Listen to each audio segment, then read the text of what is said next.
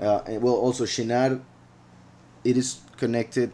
That land is connected to Nimrod.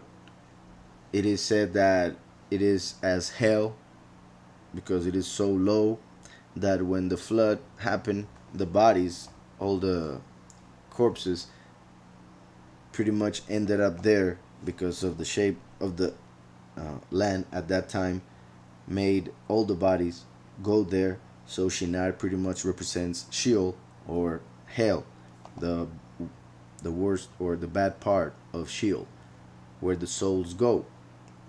So the fact that it says which he carried into the land of Shinar shows how the beast will be able to kill the witnesses, so they will go to Sheol, and also the many, like I already said. And it says to the house of his Elohim.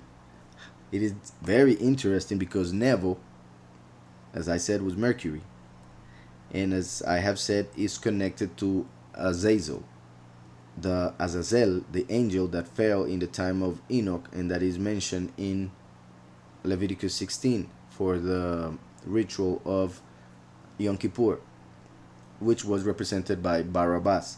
So, Azazel is pretty much Nebo, whom is being worshipped through the name that the king of Babel had, and is pretty much the one that is being worshipped through the doctrine of the false prophet, that of the whore of Babylon.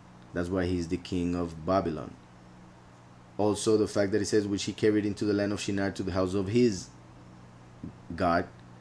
It is interesting that we see in Revelation that Azazel, known also, all points to it, as Abaddon, the destroyer, Apollyon, he is in the abyss.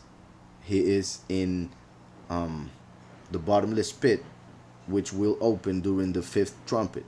You can see that in Revelation 9.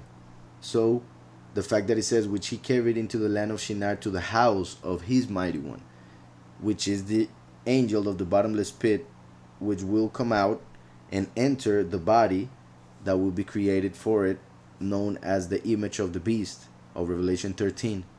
And that image of the beast, once it receives that soul pretty much of that angel, which is Azazel, Abaddon, he will present himself to the world as the Messiah, and the world will accept him as such after the beast kills the two witnesses. So it's interesting how this chapter is starting.